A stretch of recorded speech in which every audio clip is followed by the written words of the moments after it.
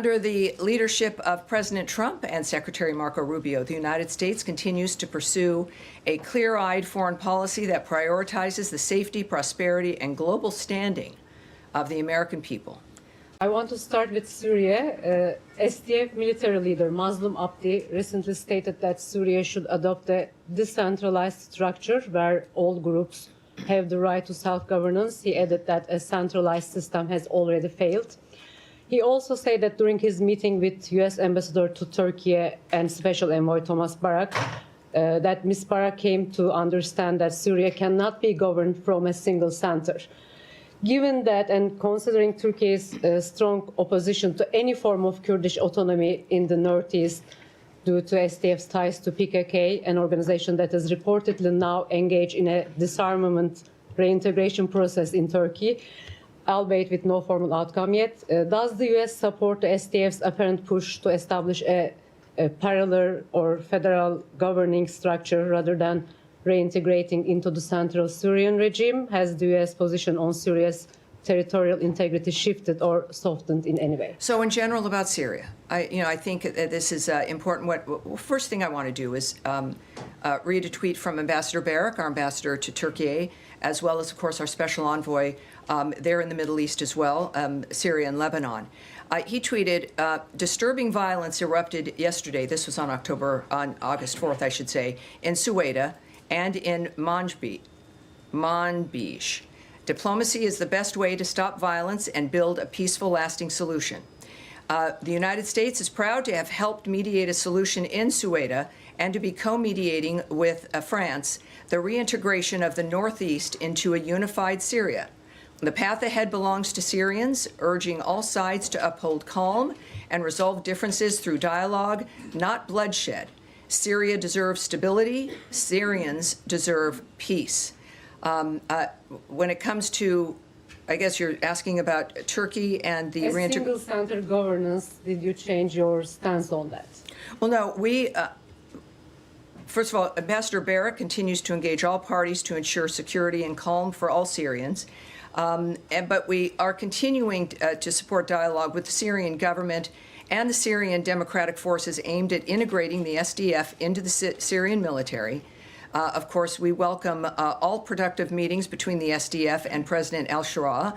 We also support the SDF's intent to transform the current ceasefire in northeast Syria into a comprehensive and lasting peace. And of course, it will be up to Syria and the new government to move the country toward peace and prosperity. I can say that when we look at the notion of a comprehensive, inclusive government, of course, that is the way that it has to work. And I think, as we've talked before about places that have been unstable, that's been the point, is that we're working for stability. And I think our position previously still stands, certainly. And we continue with democracy being vitally important, as well as diplomacy when it comes to the nature of how we solve the problems. For a country like Australia, even though we have a free trade agreement, we're now being hit with tariffs. The US is reviewing the AUKUS submarine agreement, and it seems our Prime Minister can't even get a meeting with your President. What does this say about the way the United States now views some of its relationships with its traditional allies? Well, I don't speak for President Trump, right? He's made clear his intentions and his efforts around the world. Here at the State Department, of course, we speak for the view and approach of Secretary Rubio. What I can say, though, is what President Trump has said publicly, which is that in the beginning of the tariff framework, it was to even the playing field, and then, yes, move into negotiations with countries around the world. So for more details about the timing and plans and conversations, I'd refer you to the White House. What I do know, of course, is that we enjoy a terrific relationship with Australia. We always have, and I think we expect to have that continue. I can say that our alliance has never been stronger or more important. We share the same values, beliefs, and goals. We have fought, of course, side by side in battles over the last 100 years. But I think that for President Trump's approach and attitude, it really is about America being as strong as she can be, which matters to the rest of the world and informs all the rest of our alliances and partnerships for our nation to be strong and as as secure as we can be. Certainly, Australia and all of our partners around the world recognize this. It's been, I think, a very long time, which is why many people have been surprised that we're going to have conversations like this. We've seen his success. The money that has come into America as a tremendous supplier and supplier of goods around the world. So I think that that's what we can expect for Australia, as we do a number of other countries, of which we'll have the pleasure of being able to speak with the president and make their own arrangements as well in that regard.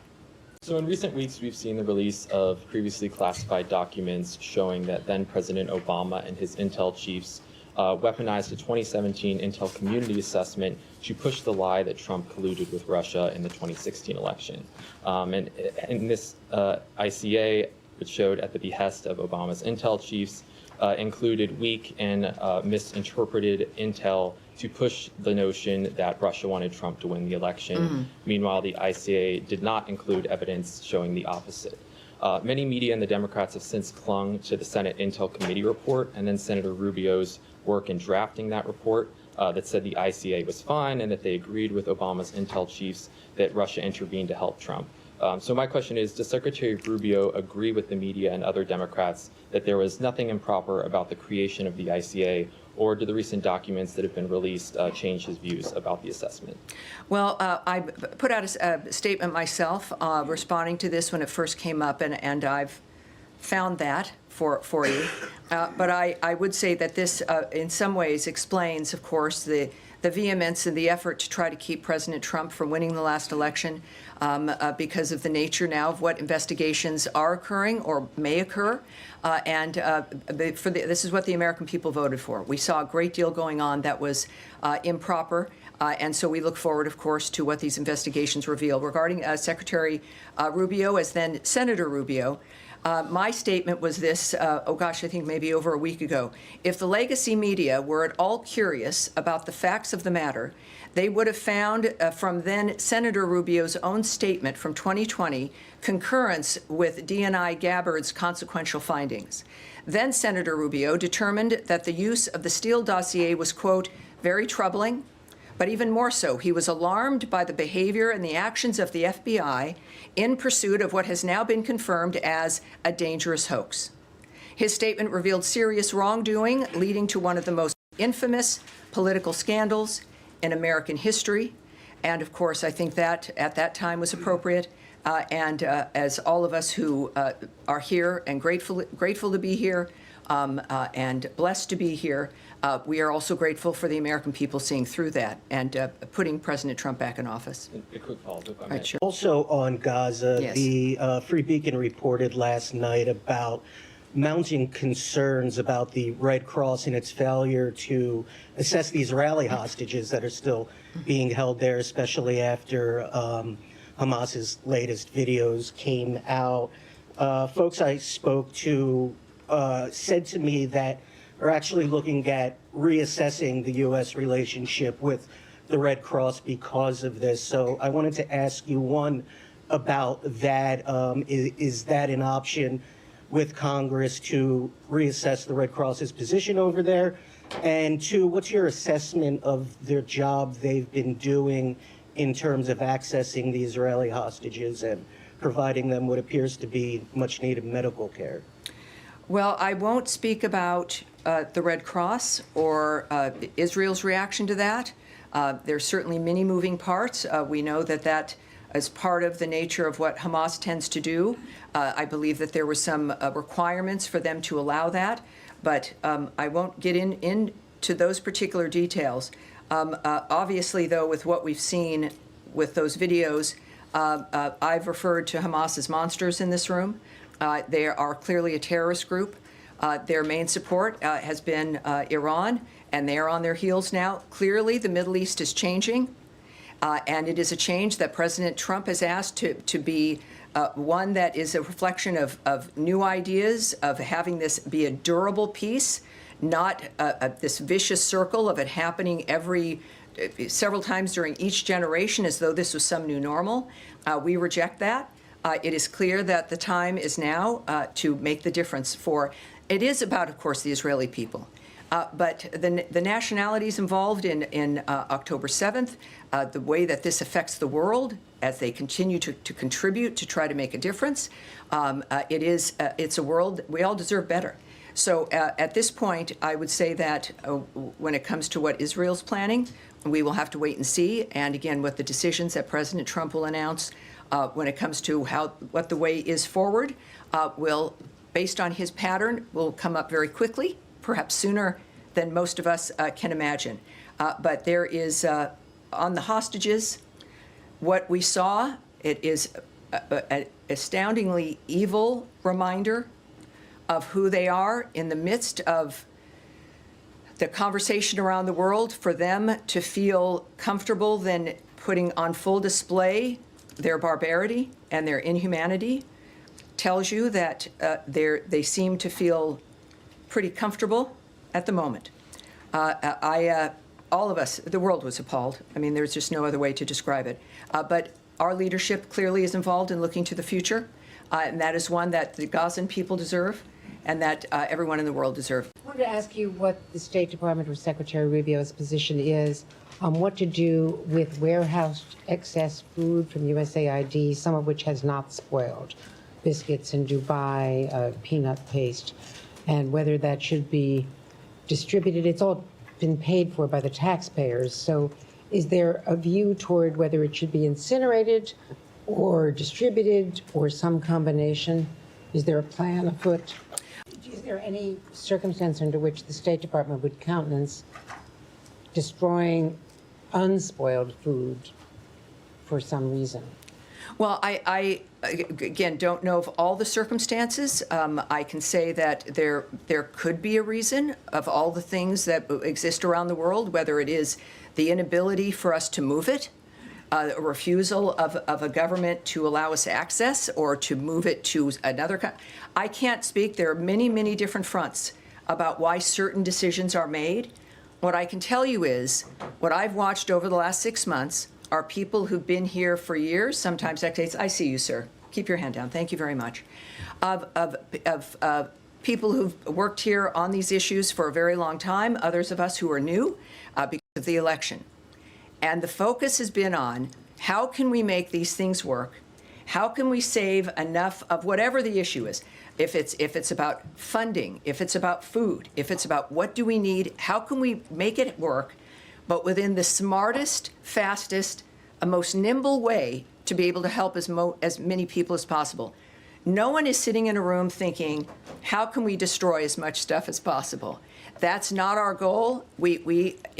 I've spoken in this room many times about the impact of the people who are Foreign Service officers and who are civil servants, who've dedicated their lives, their professions, to making a difference for people around the world. They are still here. They still care deeply. And we are here to try to manage, right, the largest, the most amazing government in the world and what we can do for the people around the world while still paying the respect and the deference to the American people and what they deserve first, so that we can remain the powerhouse and the helper and the friend that we are around the world. So each situation is different, but our goal is to make sure that we, of course, we do remain in the foreign aid business. Yesterday, Speaker Johnson was in the West Bank, which he referred to as Judea and Samaria, and said that it rightfully belongs to the Jewish people. Is that official U.S. policy? And if it's not, what is U.S. policy towards the West Bank? I have said this about other diplomats who've spoken their minds, including Ambassador Huckabee. Certainly, that's not, if there's a policy in that regard, you would hear it from me. So I think I can say that. I'm not going to speak for him or characterize his words in any certain ways, but clearly that is his opinion. But it's not the opinion of the U.S. government? Well, I'm not going to speak about opinion of the government, and if there's a policy regarding the status in any region of the world, but certainly in the Middle East, I would wait to hear it from Secretary Rubio and President Trump. Especially with Witkoff's upcoming trip to Russia, how much you guys are hoping to achieve, given the fact that there are reports that Russia is not, prepared to give up their claims other than partial ceasefire?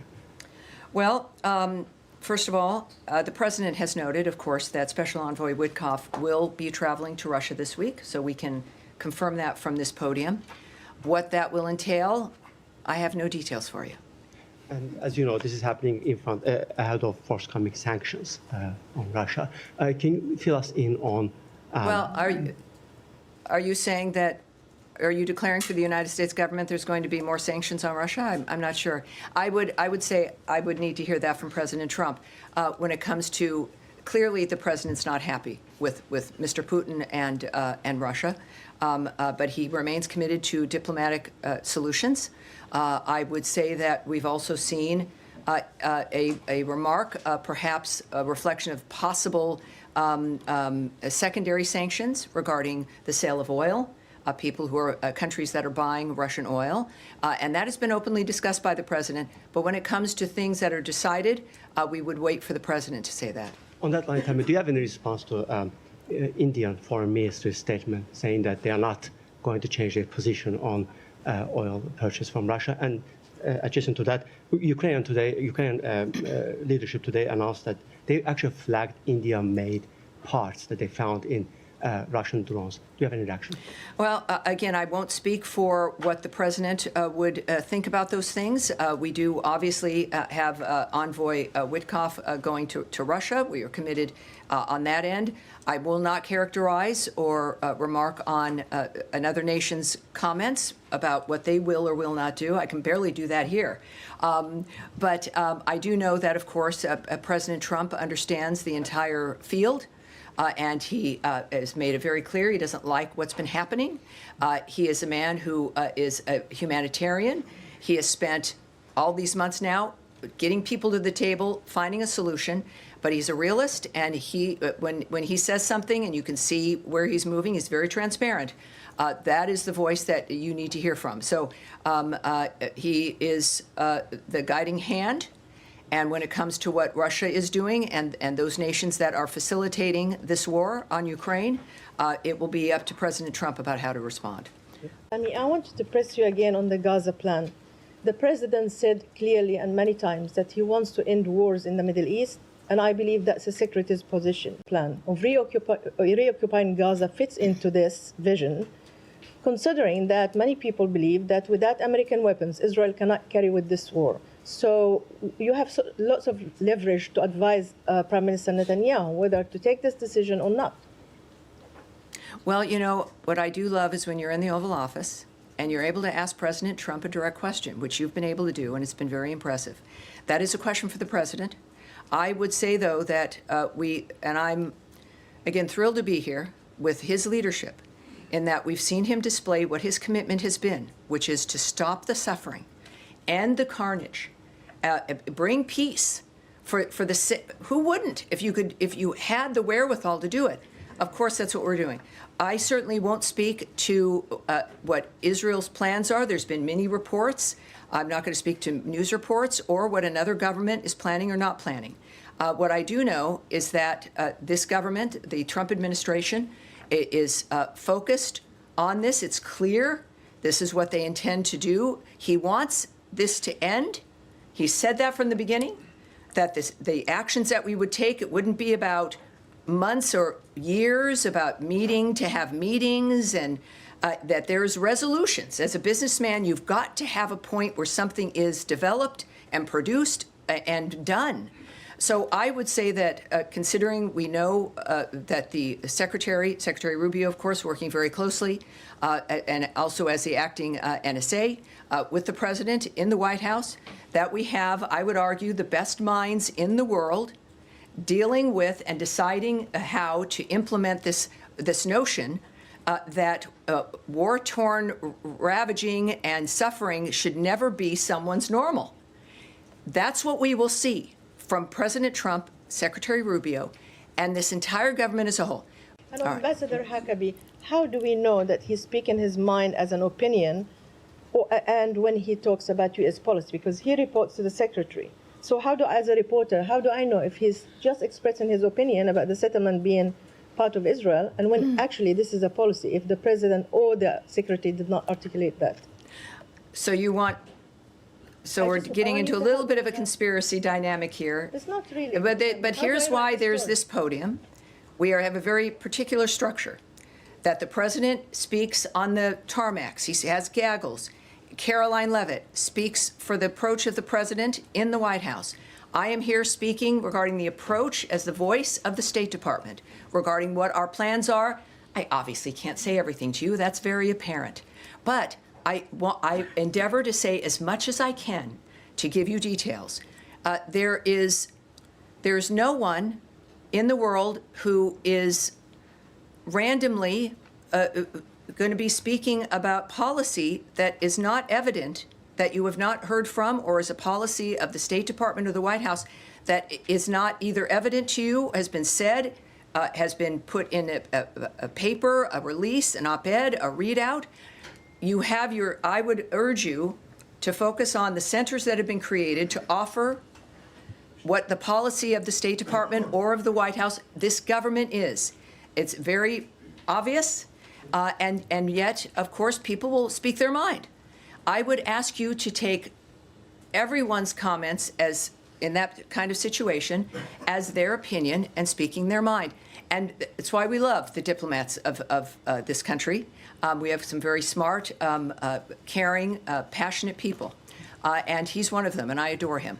On the purchases of oil, I think both India and China have indicated that they fully intend to continue purchasing Russian oil, whether or not U.S. sanctions are imposed. Is the U.S. seeking additional leverage in order to change Russian behavior, or what other levers is it going to reach? Well, we know there's, of course, there's sanctions. There's what's known as secondary sanctions, which is what we're talking about now, sanctioning a country or a company or others that might be doing business with a country that we have sanctioned in this instance. I know that President Trump, as we all know, has many tools in his tool chest. This is one of them. He has invested a great deal and will continue to, regarding the wars and the conflicts around the world to stop them. And as a businessman, he likes to use, understandably, the tools that can make a difference with countries. We usually, of course, that is about economy, the economics of what's happening. And that's a very specific approach. It's something every country can understand. It's a role that America can play. And certainly at the direction of President Trump, it makes a huge difference in what certain countries feel. Whether that's enough for him, what else he might do, I won't get ahead of him or speculate.